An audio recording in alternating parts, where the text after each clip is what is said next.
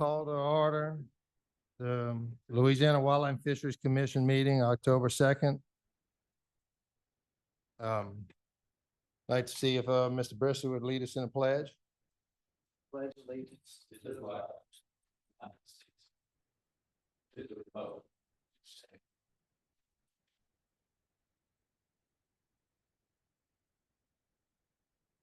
Commissioner Wall, would you lead us in prayer? Wow, Father, just what a beautiful day we have here in Louisiana. We're just so grateful, so thankful for our blessing.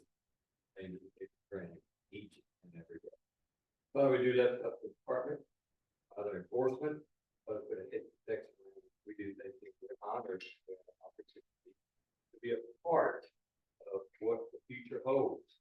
We ask for wisdom and discernment as we make choices and decisions given today on the species and the wildlife fisheries that you give us of this beautiful state.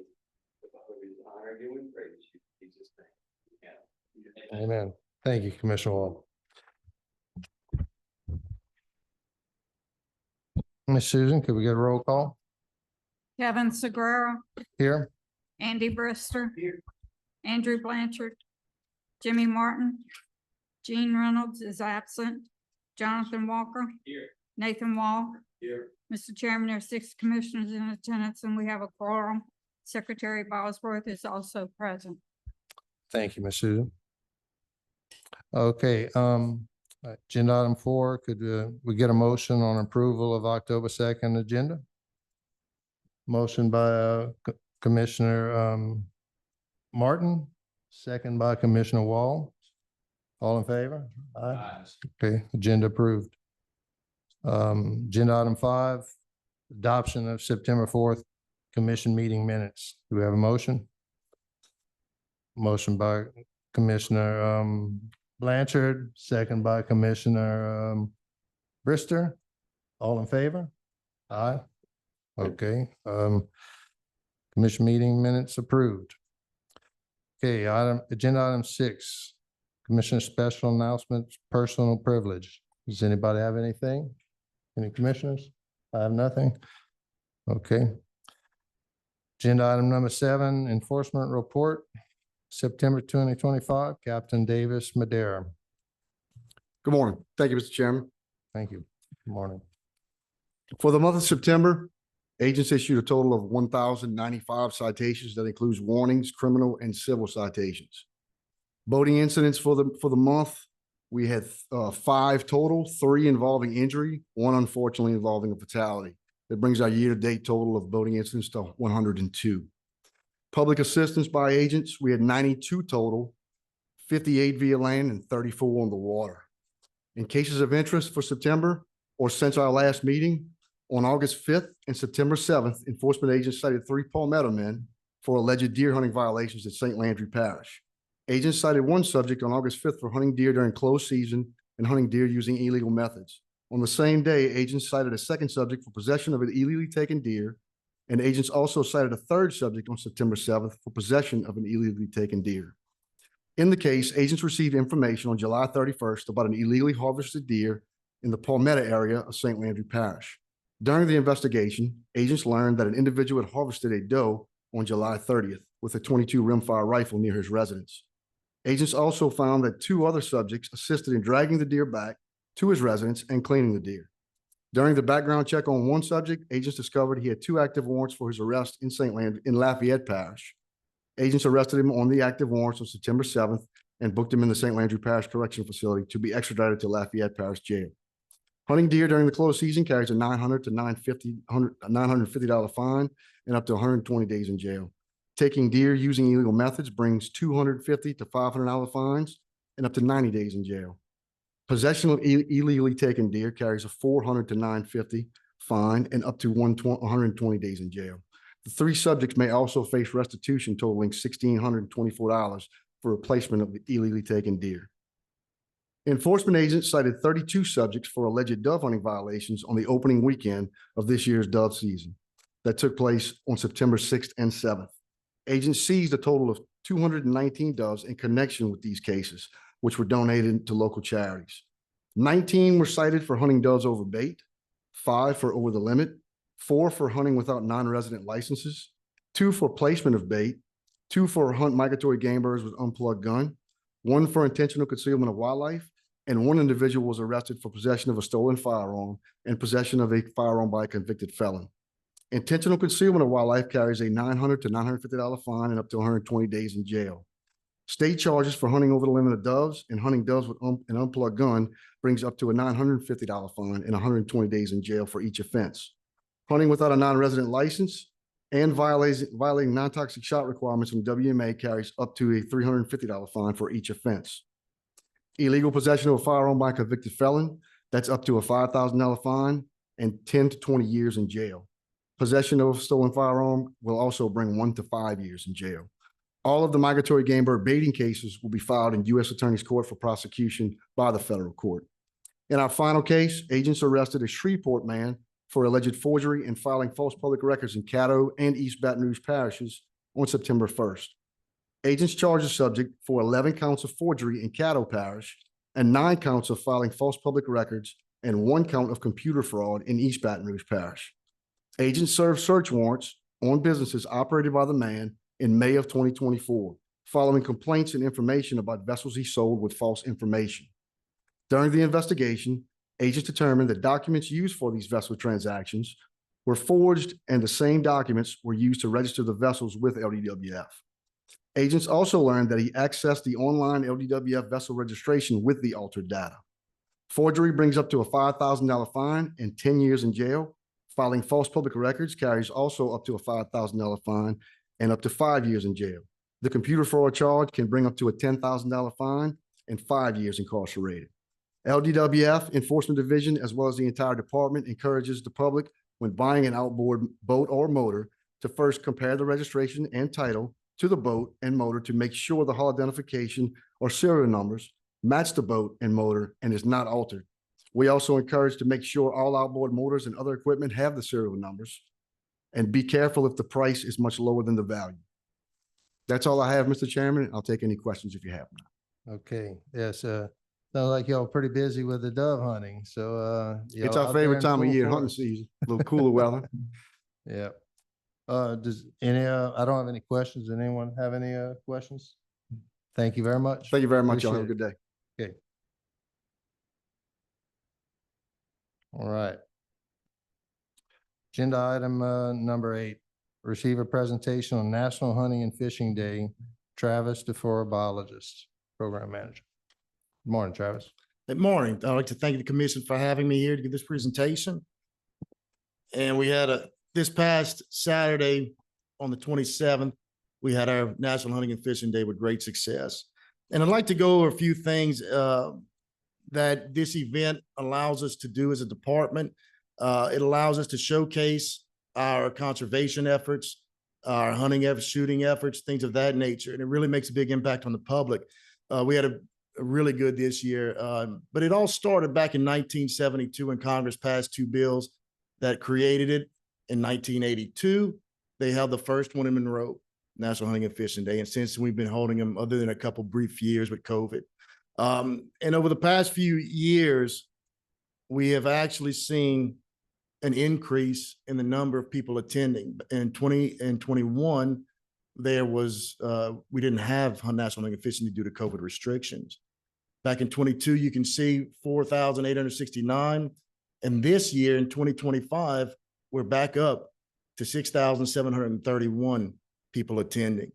It was quite impressive. I was able to work at Woodworth, and it was quite impressive. When the gates opened up at 7:30, there was well over 500 to 600 people waiting on that gate to be unlocked. It was, it shows the importance and how the importance of reaching out to the public, and they actually appreciate it. They had a great time. I've heard nothing but very good reports from all the different areas on this. It was a great time that took place. The 2025 numbers, Woodworth, it was 2,400. So that was that was up from 1,900 from the previous year, from 2024. Bodco was 1,550, Baton Rouge 1,403, and Monroe 1,351. An overall increase of over 1,000 people from 2024. And again, I'm gonna state this probably again, that would not have been possible without the dedication of the staff from all the divisions and sections and offices to get this done. A very dedicated staff of the department that helped put this on.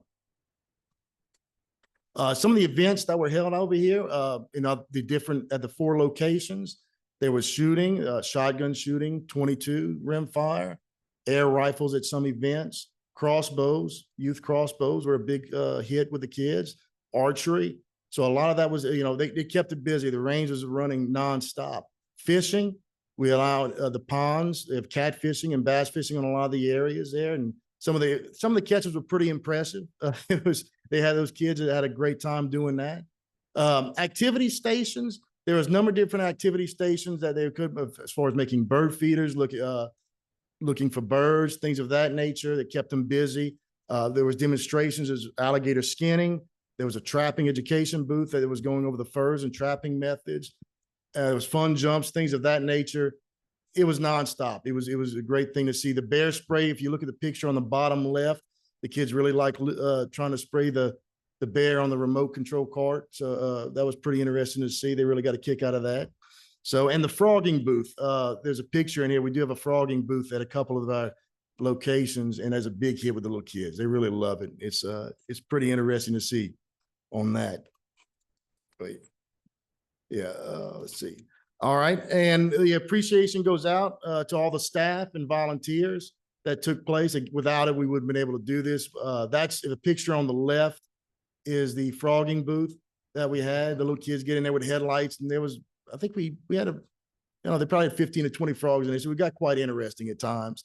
They got out there and caught them. So I'd like to say again, I appreciate everything and appreciate you having me here. And that's the update on our National Hunting and Fishing Day.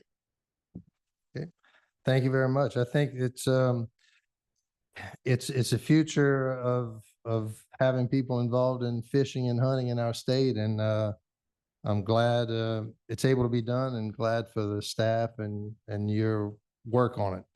It looks like it was a big success.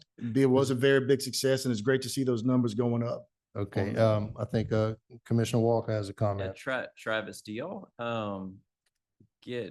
y'all reach out to or hear from local companies that want to sponsor any of these activities? Definitely. And We how do do y'all have handle that?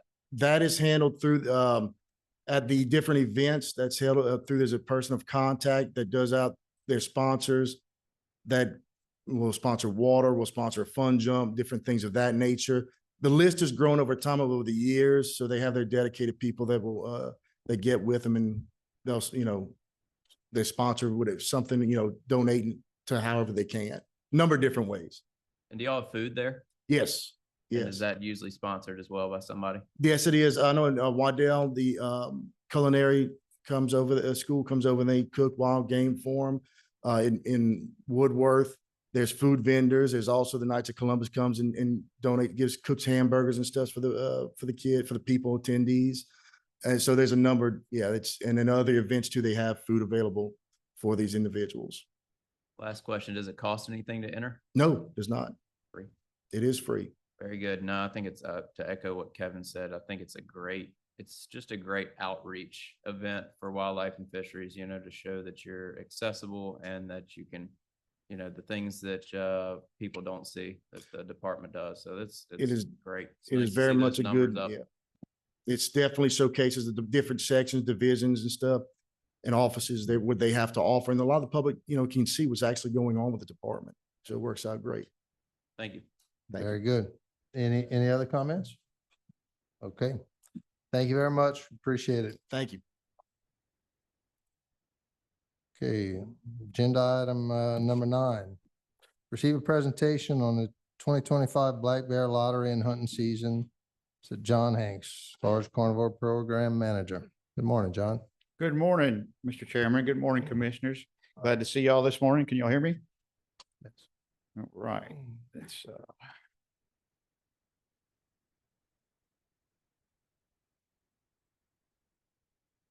okay. I'm John Hanks, Large Carnivore Program Manager. I'm going to talk to you about our lottery results and a little bit about our season coming up. Let's start with our Bear Area maps. So our hunting season this year will be in Bear Area 1. That's that coastal area, the the lower Atchafalaya River Basin, that all in red down there at the bottom of the map. Bear Area 2, the Point Capee, St. Landry, West Feliciana area, that's the upper Atchafalaya River Basin. And Bear Area 4, excuse me, from last year in the Tensas River Basin. Got a little frog, sorry. Anyway, so that's where we will allow bear hunting this year, in 1, 2, and 4. So again, Bear Areas 1, 2, and 4 will be open to our lottery hunting this year. Our season dates are from December 6th through December 21st. There's 26 tags that have been drawn and issued, or they haven't been issued yet, but they've been drawn, and they will attend a course for that. We'll get into that a little later. In Bear Area 1, in that coastal area, there's 8 tags available. 5 of them are landowner tags.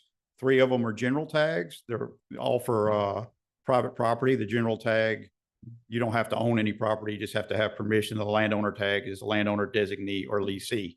In Area 2, the Point Capee area, there's 3 tags available, 2 landowner, 1 general. And in the Tensas River Basin, Area 4, 15 tags available, 10 landowners, 3 general, 1 WMA, and the secretary's tag will be there. So if you applied for it, we had 119 applicants and 1,119 applicants and 1,330 applications. So that means about 210 people applied for more than one lottery. So if you're eligible or can qualify, you can certainly apply for a couple of different lotteries. So the general lottery in Area 1, there was 142 applications. The general bear lottery in Area 2 was 129 applications. And the general lottery in the Tensas area, Area 4, was 293. Going down to the landowner section of this, and it was 102 in Area 1. That's that coastal area. So there was 5 landowner tags there and only 102 applications. So that's a pretty good odds. The landowner Area 2 was 133 applications. And finally, the Tensas area was 319 applications. We also had a WMA lottery available in Bear Area 4, and it was 212 applications for that one. So if our hunters are successful, we require some things of them. So if they have our hunters or lottery winners, they're required to take a mandatory class. We mentioned that earlier. And our major topics for that class are history of the black bear, determining sex, age, and size of the bear. You know, just looking at a bear, how big is that bear? A lot of people we deal with saw a bear, how big was it? That's the biggest bear I've ever seen. And sometimes that's 70 pounds and sometimes it's 500 pounds. So it can be hard to field judge a bear, especially because they can sit at different angles and things like that. We're going to talk about proper handling and cooking and preserving the edible and usable parts of that bear. You can do everything from eat the bear to make soap with the fat. So it's a very usable animal, and we'll certainly talk about bear safety. If those hunters are successful and harvest a bear, then LDWF personnel will go to them, meet them, and physically check that bear. We did this last year. We're doing it again this year. We have more bear areas open and more tags available. So we'll have Lafayette staff, probably some coastal staff, certainly Monroe staff, and bear program staff doing this. So somebody will be available working all 16 of those bear season days, as long as somebody has a tag in that area that can still be hunting. When we go to that bear, we're going to take a DNA sample. We're going to take a blood sample for like a disease screening, health screening. We'll take a tooth from each bear so we can get an age estimate on it. And then we're going to also check those bears for previous marks, like does it have a tattoo? Does it have ear tags? Does it have a pit tag? Is this a bear we handled before? Because we'll have data on those bears, you know, from previous times. Last year, we did have one bear that had been previously handled and tagged from us, you know, so we knew we could go back and when was the last time we handled this bear? Where was he? Gives us a little bit more information, and we will certainly weigh the bear if we're able. So with that, let's look at our bear areas again. Bear Area 1, Bear Area 2, and Bear Area 4 are what are open this year. And I'd like to remind people that bear areas and deer areas are not the same. So if you think I'm deer hunting in Bear Area 1, that's where my bear area is, that's not the same. Commissioner Brister's in Bear Area 4 and Deer Area 1. Some people get that confused. So be sure and read your lottery stuff when you go. If you have any questions, please feel free to call us. So again, 1, 2, and 4 is what's open this year. If anybody has any questions about our bears or wants to learn more about them, certainly can go to our LDWF website or bearwise.org. And if you need a little more personal touch, we'd be happy to talk to you. Call any of our field offices. We have lots of good biologists that can help you with anything, not just bears. And with that, I'll take any questions. Thank you, Mr. Hanks. I'm sure Commissioner Brista has a question, so I'm gonna turn it over to him. So what is the population that y'all's estimated in area one? In area one on the coast you're talking about? Yes. The Bear Area one. Bear Area one. Yeah. So Bear Area one, we've got about 1,200 bears in our five, roughly, in our five populations that we manage, and Tensas being the biggest one would be about 600. I would say that Bear Area one is, it's just an estimate. It's probably going to be in that 300 to 400 range. Also, is there any, the people in Union Parish, Area 5, do they have any hope of getting a? Yeah, bear so to we the zoo? do a hair snare every year, and we did a hair snare in 2023 for Bear Area 5. We have that data back. We didn't have it for prior to this season. So there is certainly some data we can go through with that and see what's going to be available to them, maybe as soon as next year, or maybe one more year, depending on what the data says. But we're perpetually doing those hair snares over and over again, because it takes about 5 years to come back around, but it takes about 1.5 to 2 years to get the actual data back. All right, thank you. Sure. A drone could. I'm gonna move on. You good? Okay, Commissioner Walker? Thanks, John. Remind me, how much does it cost to apply for the lottery? And so it's $50 to apply for the lottery, and some lotteries require you to buy a bear license. The general and the WMA, you're required to buy a bear license before you can enter the lottery.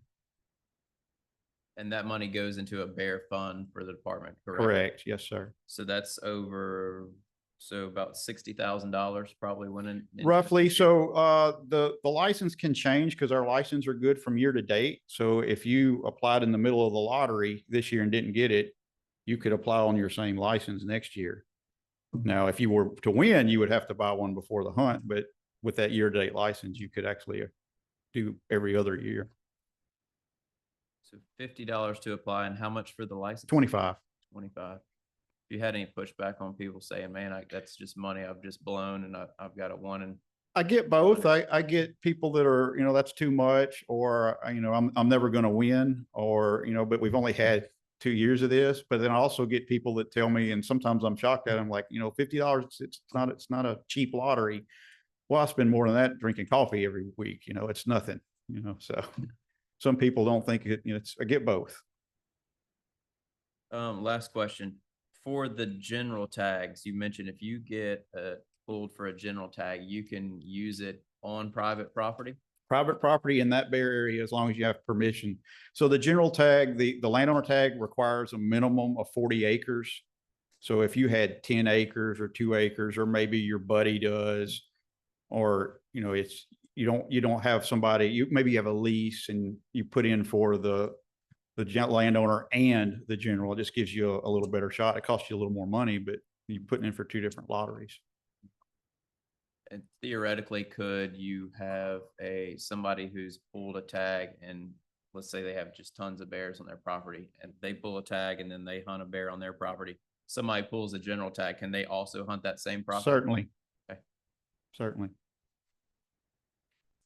Great. Thank you. All right. Anything else? Very good. Any other questions? No? Thank you, John. Appreciate it. Oh, Commissioner Wall.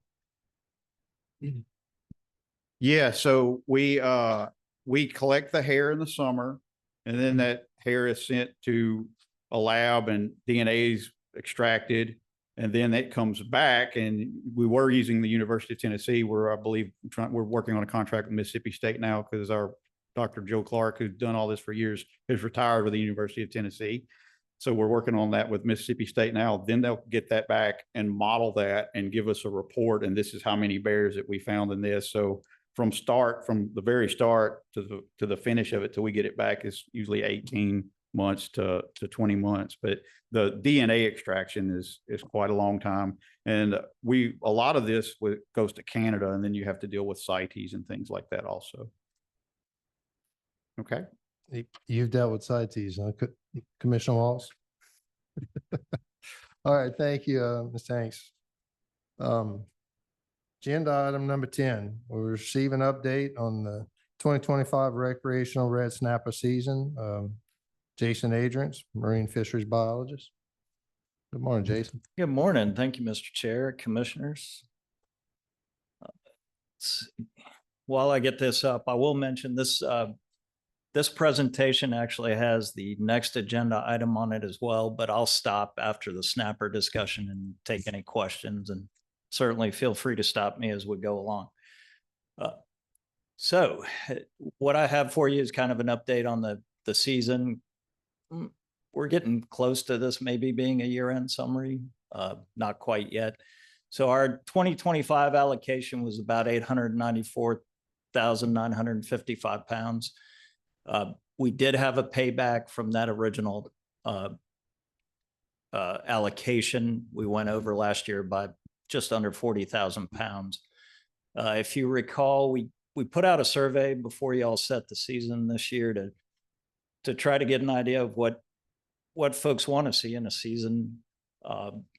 It was a little bit of mixed results. I think the public was kind of split, but in general, most folks preferred a higher bag limit, a longer season, and wanted to get through Labor Day. And I think we've so far accomplished a lot of that this year. Y'all set the season to open on May 1st as a daily season with a 4-fish bag limit in both state and federal waters. Today is the 155th day of that season so far since 2018. That is our second longest season since state management. Right now, we're at about 94% of the quota, with just a little over 839,000 pounds harvested by private, recreational, and state charter, and that's through September 21st. If you recall, we're always about 9 to 10 days behind on the estimates. We could see a closure as soon as October 12th. Right now, we're averaging about 19 to 20,000 pounds a week, and we have about 55,000 pounds left, a little over. So the harvest by sectors, you can see up there, the private recreational sector is harvested about 766,000 pounds. State charter, about 73,000 pounds. The federal charter, which is not part of our allocation, but we do track it so we can separate that state and federal charter. It's almost 148,000 pounds, but that federal charter season's closed. So that is likely their final take for the year. Here's just a weekly breakdown. You can see while we're averaging about 4.5% or 5% a week through the whole year, you can see it depends from week to week. In general, 1.5% to 3.5% a week is probably on average, except when we get those pulses, bigger weekends. This year, it tended to happen at the beginning of some of those months for one reason or another. We only had one really big week this year. We usually have one or two around 100,000 pounds. We did have 99,000 pounds harvested beginning of July. This just shows you as we've gone through the season, this is just that weekly breakdown in graphical form. You can kind of see the rate of those landings over time, and you can kind of see those pulses in there.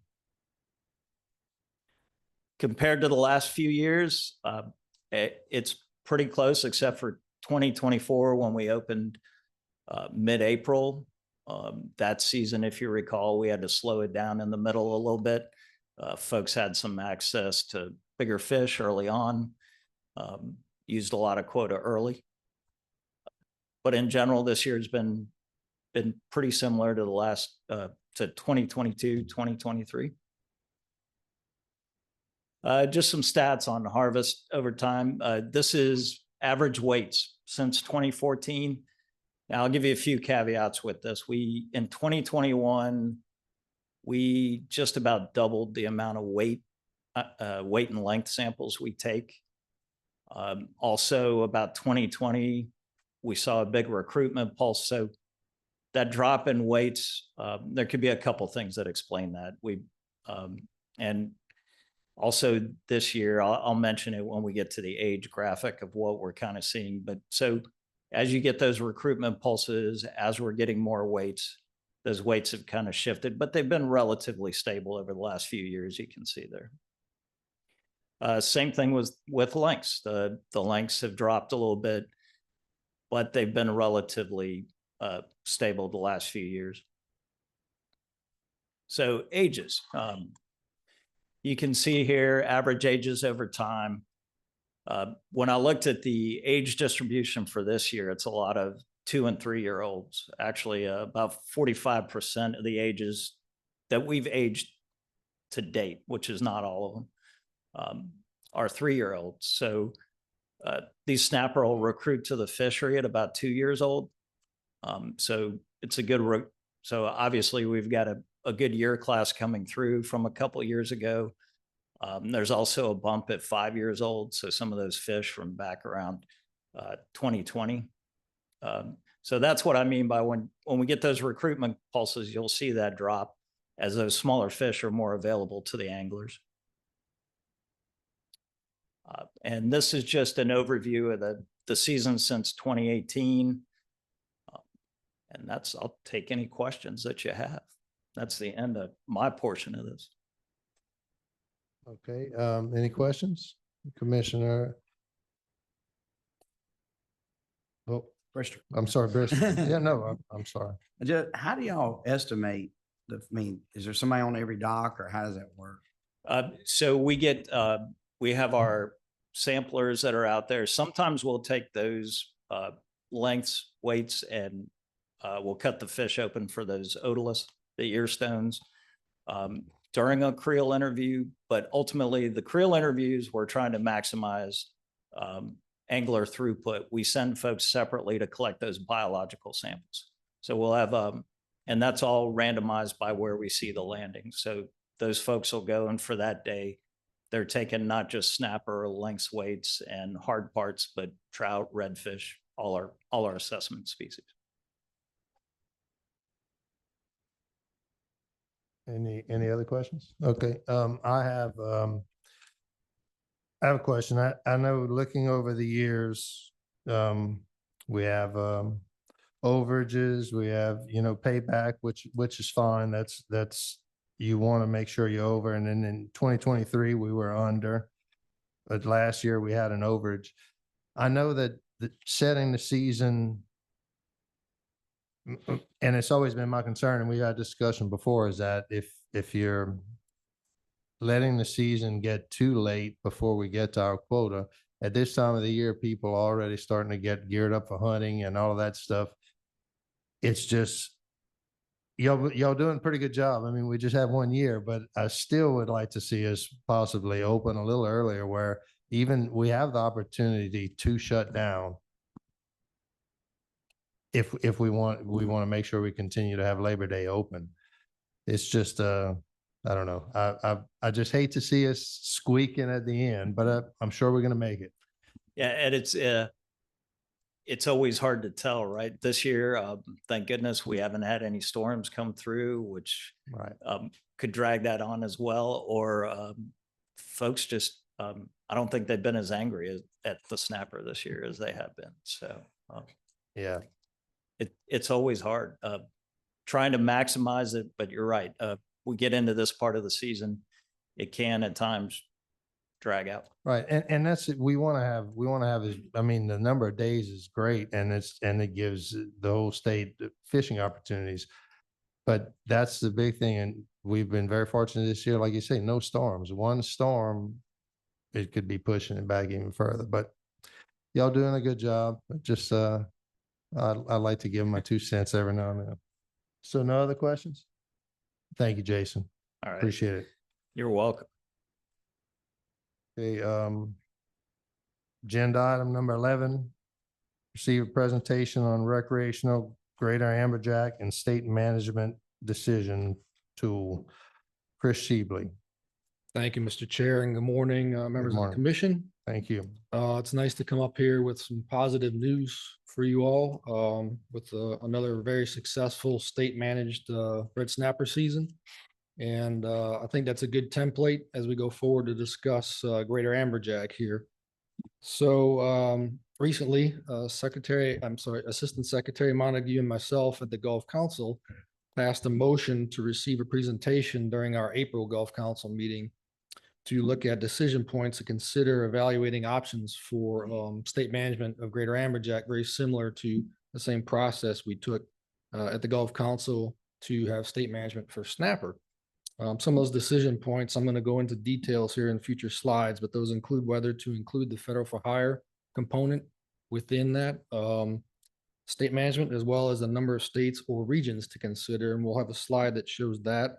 Also, methods used to determine how to divide the allowable harvest or allocation. And that's always a sticking point among 5 states that have different fisheries off their coasts, and getting that allocation haggled and decided. So that's the component that took the longest to get through the council process with snapper. And also which management measures to delegate under a state management scenario. So we'll go forward with some background information here. These are landings tables with number of fish on the left-hand side table, and then pounds of those same fish on the right-hand side table. And these are in LA Creel units, not MREP FVS. We're going to talk about both of those as we go through this back and forth. But as you can see, looking at landings of fish on the left-hand side in particular, something happened in 2017. We were trucking along pretty good with some, decent sized landings there. And then management actions happened in 2017, 18, and 19. And you can see after that, that landings precipitously have dropped off, and it's not because of a lack of fish, it's because of lack of access. And we'll talk about those specific points in time on a future slide here with the graph, but I want you to see the actual landings numbers before we do the graphical display. And then subsequently on the right-hand side are the pounds. And you can see that in LA Creel units, in most recent time series from 2021 to 2024, we're fairly consistent with the pounds that we're landing here. And that is during a very truncated season. Keep in mind, we've had 3 months to fish amberjack in the most recent past 2 years. So I think we have, good landings when we have limited access. So this slide basically talks about what we have as allocation. So Jason just showed you our state allocation of 893,000 pounds of red snapper over the course of the year. We actually have currently an annual catch limit of only 404,000 pounds of amberjack Gulf wide. That's not the state of Louisiana. That's the entire Gulf. And that is divided 80-20. So 80% of the entire annual catch limit is divided to the recreational sector, and that's the 404,000 pounds. And then the 20% remaining is the commercial ACL of only 101,000 pounds. So that's combined, the total allowable catch for the entire Gulf between commercial and recreational sectors is gotten to that point. So as a reminder, thinking back to 2017 with red snapper, we got to a point where we had a 3-day season, and we were told we overfished Gulf wide by 130,000 pounds. So if you see some similarities happening here with amberjack, you're not wrong. So we fished last year. We had a September and October season, the same as this year. And the landings indicated that 882,451 pounds were harvested. And that's an MRIP FES units Gulf wide. That's not LA Creel units.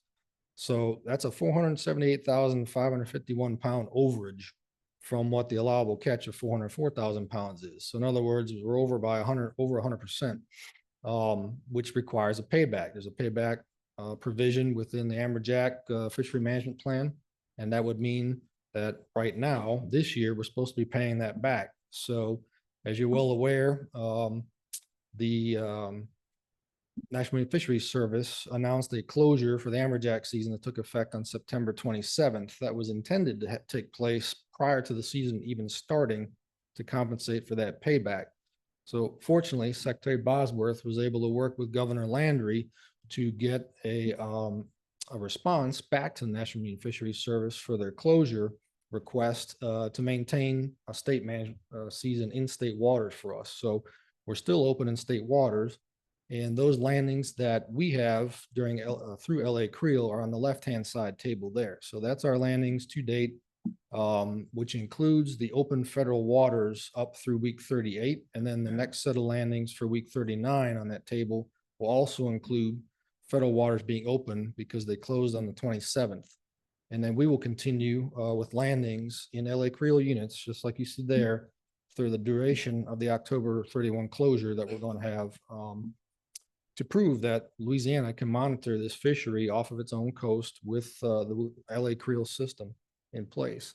The table on the right are historical landings of amberjack in pounds according to MRIP FES. So that's Gulf wide. And you can see the same thing happen around 2017 with those management changes. We had a precipitous drop in landings across the board. So this is the timetable, and I apologize, it's not really clear because I took it off of the Gulf Council presentation that we got for our request. But looking at the time scale on the bottom, 2017, you can see that there was a size limit change. We went from a 30-inch size on amberjack to 34, and that was designed to reduce the harvest of undersized or juvenile fish to retain more larger fish within the harvest. And also subsequently the same year, there was a payback that had to take place. And it's a pretty significant payback. You can see that red drop on the bar graph there. Then the very next year in 2018, we also had management actions take place with a modification to the fishery management plan, which extended the closed season from January 1 to March. And that was designed, I'm sorry, to May. It was designed to protect the fishery from April, May during their spawning season. So it extended that closure period over that. And that's something to keep in mind for you all as we go through state management for amberjack. When we come to present potentially in the future season structures to you, that spawning season period is critical to the fishery in the spring. And then the same year, a second management action took place in 2018, which modified the start of the fishing year. So typically fishing years start January 1st and go till December 30th or 31st at the end of the next year, right? This fishing year now starts on August 1st. So these landings that we calculate are done from August 1st to July 31st of the subsequent year. They're not from January 1. So that allowed better access for the Western Gulf. Typically, a lot of the landings were consumed in the beginning of the year early on by Florida. And there were many years where we had 0 landings in the historical time series in Louisiana because we just couldn't access the fishery in the spring. And they would catch the entire ACL in Florida before we even got out on the water because of weather. Changing it to August 1 was helpful, but it still didn't fix a lot of the problem. Then most recently in the time series, we had actions in 2022. And then last year in 2023 with fishery management plan modifications, and we ended up with a 2-month season. So now we're at September 1st through October 31st is the entire structure of our season after an emergency action took place in 2022 by National Marine Fisheries Service to designate those 2 months as the only months for the fishery. So here's some recreational ACL changes, and they're all based on stock assessments. So you're looking all the way back to the year 2000, the very first stock assessment, and every subsequent stock assessment since then, the fishery has been deemed overfished and undergoing overfishing. And that's never changed with modifications that you saw in the previous time series with regulatory modifications to the fishery. So none of those, according to the stock assessments, appear to help. Now, keep in mind the stock assessment does not have a very good independent fishery independent data stream coming into it. It also has been the subject of many regulatory changes. And it's hard to track landings and fisheries when you have multiple regulatory changes. And that is what's impacting our landings every year. And they keep going down, and it's hard to track exactly what the landings are based on. Is the management change helping the fishery, Or is it simply just because of something with the fishery taking place? Those two things seem to be a disconnect here. This is interesting. I put this up here to show you what I talked about a minute ago in the time series. The gray bars on these graphs are our landings in Louisiana, according to MRIP FES by each state over time. And you can see that Florida, the blue bars, made the majority of the landings each year going along all the way up until some management changes took place, particularly the change to the August 1st fishing year start. But take note in 2022 of the super large proportion of Mississippi landings in there. And this shows an example of why the MRIP FES landings are not exactly as precise as what we're doing with LA Creel. Those are wave 5 estimates of amberjack being landed in Mississippi. There's no way Mississippi landed the majority of the landings Gulf wide in 1 year. So extrapolating and blowing up these landings to exorbitant amounts that aren't correct. And state managed data and LA Creel system is going to be much more precise and will allow us to better manage the fishery on a scalable weekly basis like we do with red snapper. And then the most recent year on here, 2023, you can see a little bit more access by Louisiana and the gray bars because of the August 1 start date for the fishing year. So this is just a recap of the things that we are able to do with red snapper state management. So you just saw an example from Jason's presentation of how well it works. We're able to manage the allocation ourselves. So we have our 893,000 pounds every year that we're given. We can set the minimum size limit within a range. So we can start at 15 and move to 16. We set bag limits between 1 to 4. And seasonal closures, like Mr. Chair mentioned, we can stop in the middle and then restart if we want. We can close it early and restart again after a hurricane to see if we have a remaining quota. You all have those options to set the season the way your prerogative dictates in the beginning of the year as well. We can monitor the angling through the state-run data collection programs. And then we have accountability measures. So as you've seen last year, we went over by 39,000 pounds. We pay that back. So if we have an overage, it's not a big deal. We pay it back and we move on with the next year. What we don't have is the ability for an underage, which is called carryover. So the fishery doesn't have a carryover provision at this point. Assistant Secretary Montague and I are working on that at the council level. It's one of the initiatives in the recreational initiative plan. And we'll try to get an amendment to the fishery plan through with that in it as soon as possible. Also, we have delegated authority for all of these things. So there's still federal oversight within the fishery. And if delegation ends to a state because they don't pay back an overage, for example, there's a buffer, an annual catch target on that state's allocation that we can still hold so that the Gulf-wide allocation is not overfished. So some things to consider as we go forward here at the council level is sector separation. So Amendment 40 gave us sector separation for the red snapper fishery, which we currently have right now. So the charter for hire has their own allocation that they fish to and their own season structure. And then the private recreational allocation is what you see us giving the updates for. We can do that with amberjack within state management or choose not to and keep them combined. Some key considerations is that the for hire sector likes having their own allocation with sector separation. It gives them stability. They know what their season looks like. They can sell trips based on that. Also, the low ACL that we currently have. So I showed you 404,000 pounds divided by the entire Gulf, all 5 states. It can lead to some uncertainty up until the next stock assessment comes with the hope that allocation or annual catch limit would get an increase based on better data. So here's another decision, state management or regional management units. So there's some examples that we were given at the Gulf Council with those maps on the right. You could have a western zone and an eastern zone and split the Gulf. They also suggested something similar to what King Mackerel has, where there's a northern zone along the Panhandle and a southern zone and then a western zone we would be in. Our habitat and biomass is probably more similar to Texas than it is to Florida off our coast, so it makes sense. Also, The caveat to this, or the downside, would be that you all as a commission, if we were to have regional management, would not be able to set the season like you do now.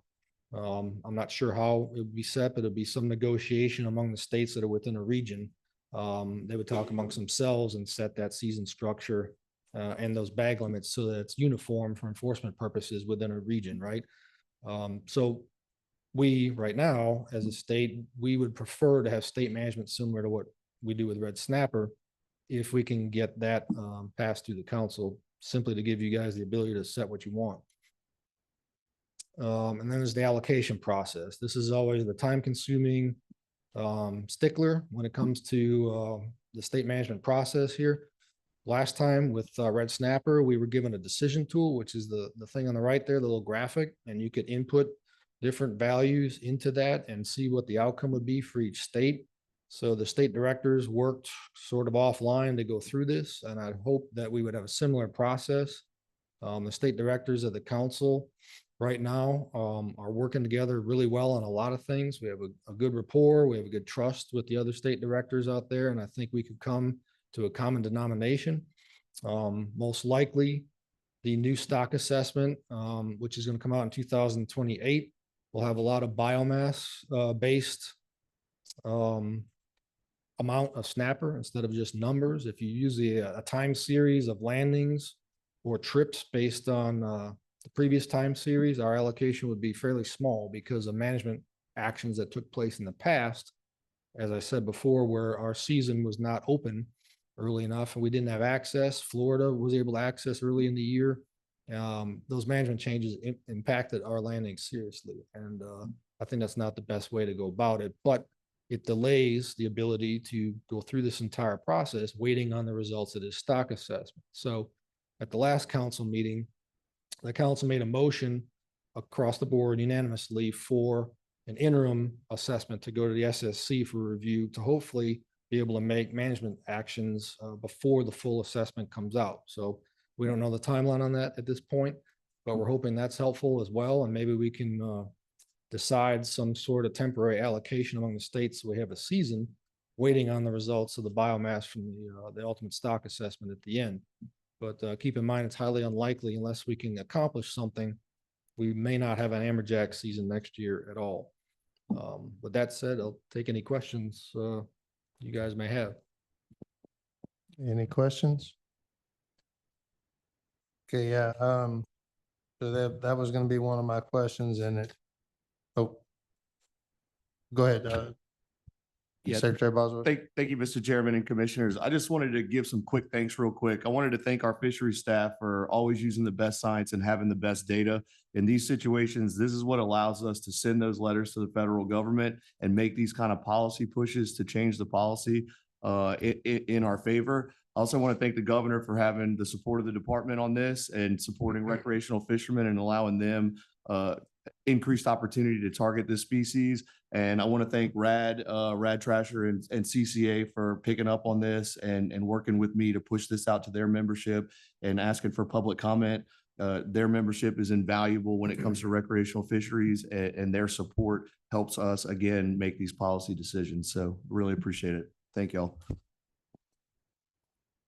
Thank you, Secretary Bosworth, and I echo those sentiments there. Yeah, one of my questions was no season for next year. Right now we have a season open in state waters, but next year we have season in state waters where we can still continue to get LA Creole information to show what our landings are to hopefully be in better shape once state's management comes. Yeah, that would be my recommendation to our executive team would be to try to do the same thing this year, next year. So have another state season so we can get those landings data to be able to prove that we can manage this fishery on a weekly basis using LA Creole. Even if it's only state waters, the numbers won't be that high, but we'll have some landings. But the ability to do it on a weekly basis is important because it gives you in-season management ability. So like we do with Red Snapper, Jason can come up here and tell you, I've got 55,000 pounds left and I can guess about how much I'm going to use each week. And I can tell you when I need to have a secretarial DE to close that season. We can do the exact same thing with amberjack especially when the allocation hopefully goes up. Okay. And that season, well, I mean, it's kind of in theory, y'all are gonna work, the staff's gonna work on it, but it would be run through August through October like it had been set up federally before, or? Well, the fishing year would start on August 1st for that August 1st. allocation for the poundage. So that starts that, but we would run September 1 to October 31 to mimic the current season structure that's in place with that fishery management plan within state waters only if there is no federal season at all next year. I can tell you, we're working on the process. It's stepwise at the council level. We will get an update on the great amberjack count at the January Gulf Council meeting. And we, Assistant Secretary Montague and myself passed a motion at the most recent council meeting in August to have the states present their state landings of amberjack at the same time that they're presenting their red snapper landings. And at the November meeting, the January meeting, at the same time that we have that update coming, but also the motion included for the states to present that at the April Gulf Council meeting next year, where we should have 3 states presenting data on amberjack within LA Creel data units, because Mississippi and Alabama are running full LA Creel this year. They will have the landings that happen within their states up until the season closed on the 27th of September, and they should be able to present those in the same currency that we're operating in April. And the idea of asking for that in that motion was to show multiple states can monitor this fishery in the same currency. And then the National Marine Fisheries Service is going to present their landings for the same time period in MRF-FES, and those are going to be largely disparate. And that's the whole point. Okay. And then one other thing. So if we have the overage, how can we fish next year? If in state waters, we still just can do what we want. That was I don't know what ramifications there are being there's a 400,000 pound overage. Technically, back. if nothing changes in between with that interim assessment that was requested at the council, whatever we're landing currently right now will get added on top of that overage that is currently going to be taking place for next year. I don't know how they're going to handle that. Can't speak to that at this point. Okay. Well, very good. Thank you. It was informative, and happy to see the staff. Happy to see the staff working on it, and we've proven that state management with red snapper works, and I'm sure we see a path forward to get it for amberjack and hopefully other species if we need. Commissioner Blanchard? I just have one question. The Gulf Council, is it governed by NOAA or? Yes, sir. So technically what the Gulf Council does is it works on fishery management plans for federally managed species, and then it does amendments as needed to update those based on stock assessments that come out federally for those species. So, yeah. Okay. Any other questions? Hearing none. Okay. Thank you. Thank you very much. Okay. Agenda item number 12, receive public comments. Any public comments? Okay. Hearing none. I have something that I'd like to discuss. I'd like to charge, in light of the recent bycatch study that we had with the menhaden industry, I'd like to charge the department on working with the menhaden industry and the rec industry on modifications to the menhaden buffer zone. And we want to leaving in place the enhanced buffer zones that we have right now, and also looking at some of the historical fishing grounds that menhaden industry has fished before that are important to them, that see if they could be adjusted. So I'd like to see charge the department on getting that done. And an NOI for the November meeting. Thank you. Anything else? Does anybody have anything else? Public comments? Entertain a motion to adjourn. Motion by Commissioner Wall, second by Commissioner Walker. Meeting adjourned.